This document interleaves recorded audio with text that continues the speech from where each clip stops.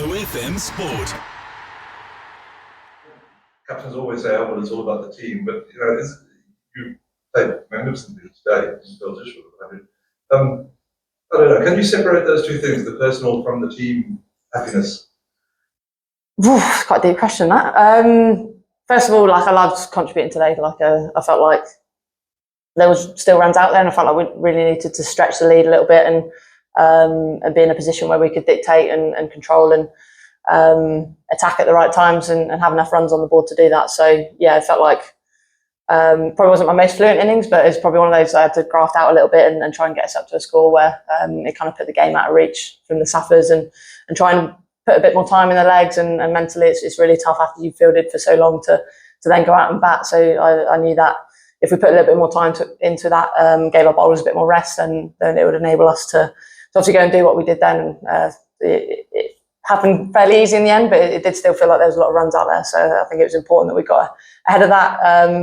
But yeah, obviously the team's the most important. Again, first Test win in a decade is a pretty important thing. My first Test win as captain as well. So yeah, I loved the graft over the last 3 days that put us in the position to be able to go and do what we did this afternoon and really finish the game off in some style. So yeah, really chuffed with the girls' efforts so last few days and obviously individually nice to contribute with the runs tally as well, and also felt like I just loved captaining out there. So such a fun format to captain, like the way that things change, the conditions change, what the team's trying to do. It's a really cool thing to do, to captain a team and go out there and try and make an impact. So yeah, it was good fun.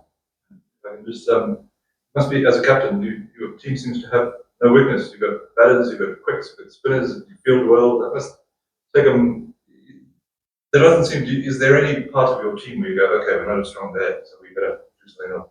I think it's been a really good week, but I think our philosophy as a side, we want to keep moving forward. That's really important. Part of what we do. We don't want to stand still as a team and as individuals. And I think someone like Lauren Bell is a really prime example of the work that she's done to become a better cricketer. It's been a bit of a bumpy road over the last year or so, but I think today was really validation for the work that she's put in, to try and be a better cricketer and have different skills in her toolbox and use those skills in different conditions when she needs them. So yeah, I think today will give a huge amount of confidence from what she's done, and I think we're a really strong side. We've had some really pleasing stuff this week, but I think you keep want to still progress and keep get better. And we've got a great test, obviously going down under for the Ashes. It's one of the toughest tests you have as cricketers, so we'll go in with a lot of confidence and belief in what we do as a side. Well done. Thanks. You spoke about the fun of captaining this. You did a couple of interesting things like that declaration on the first day. What was the most kind of tricky part of the captaining for you? What did you enjoy the most as a problem-solving puzzle? I think probably that period in South Africa's first innings where they obviously played really nicely and got into a real position. I think probably playing the Test match in India last year, I learned a lot from that actually. I think we probably were a little bit too aggressive at times and allowed India in that first innings to get too many runs, and probably learned a lot from that in terms of holding the game a little bit more and still having your wicket-taking mentality and your catches around the bat and things like that, but also being able to control the run rate, have fielders out if you need them, and not seeing that as a kind of negative move. And I think that allowed us to really stay in the game. They didn't score too quickly in that period, and then obviously we went bang a couple of wickets and managed to bowl them out quite quickly. So that was really good learning that I think, having played a couple of Test matches in the last year, I've really taken from those games and put it into practice today. And obviously the bowlers did it brilliantly. They controlled what South Africa did, and I always want us to have that wicket taking mindset, but at times we're going to have to sit in a little bit to be able to then capitalise when we do have a chance to jump in like we did. And I don't think it would have made much difference to the results, the fact that there wasn't a DRS technology in place. But so one interesting thing where Amri did is catch, I think was the catch that was referred. What is your understanding of what happened there? Because we're not sure.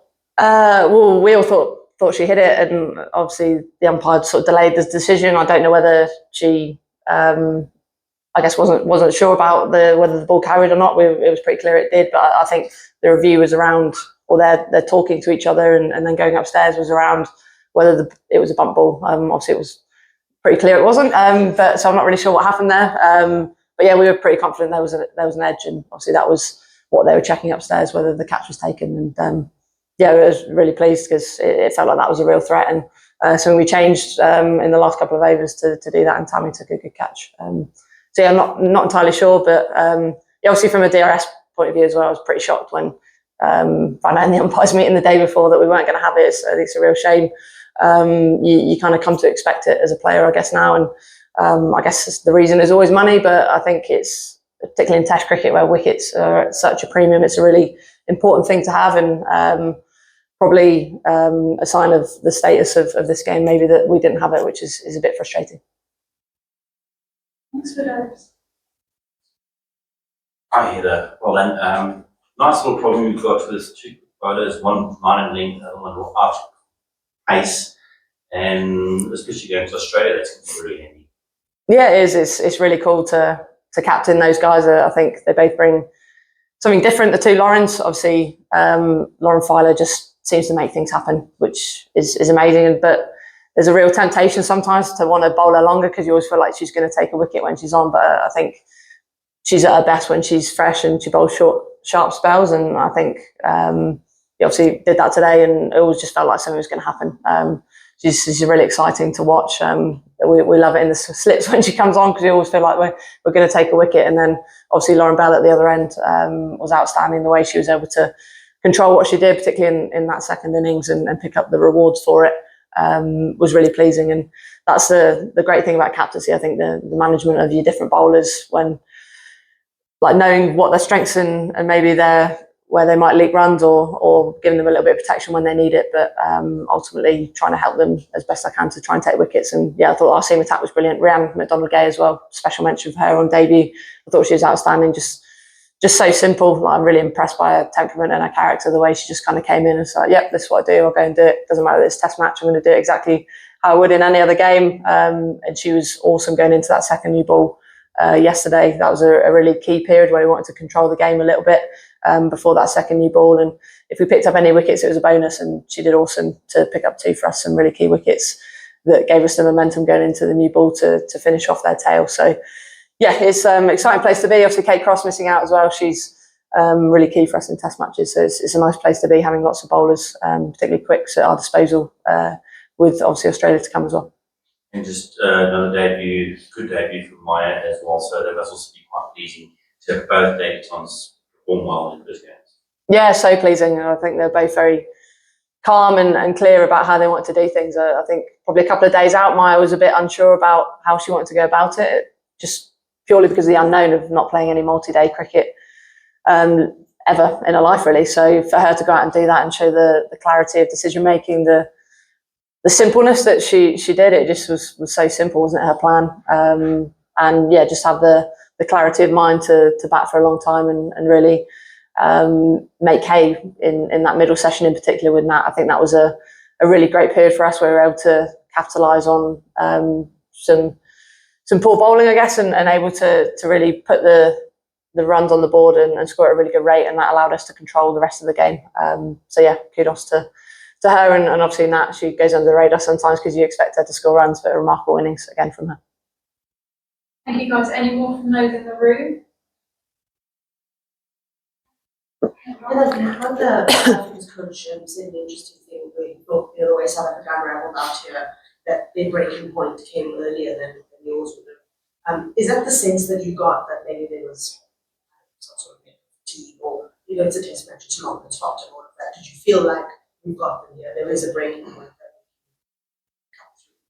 that A little bit. I think Test match cricket is hard. Like, any time after you'd fielded for a long time to then go and bat mentally and physically is a really tough thing to do, and something that's even harder when you don't do it very often. And I guess that's I guess what I wanted to score big today, to try and really push that lead up quite high, put a little bit more time into their legs, a little bit more mental fatigue, and also give our bowlers a little bit more of a rest. But yeah, obviously it happened quite quickly. There could have been a point where it didn't happen. We got a bit lucky with a few things, and yeah, our bowlers hitting really hard. And once we picked up a few, we felt like we could really capitalise and jump in and really attack and put them under the pump. And it's a really hard thing to do as a batter when you're coming in under that sort of pressure. So we felt like it was a a real chance for us to capitalise and really go at them. And I thought we did that brilliantly. Thanks for those.